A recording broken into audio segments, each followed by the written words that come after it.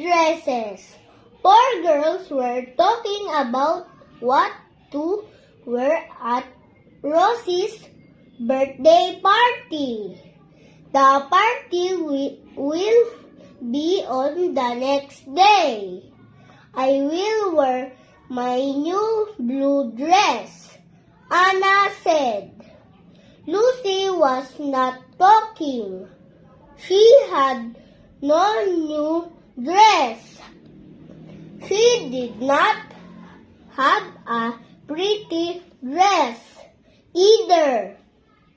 What will you wear, Lucy? Agnes asked.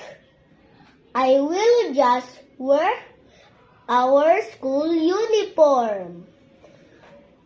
I do not have any party dress. My mother cannot afford to buy a new dress, Lucy replied. I will wear our school uniform too, Agnes said.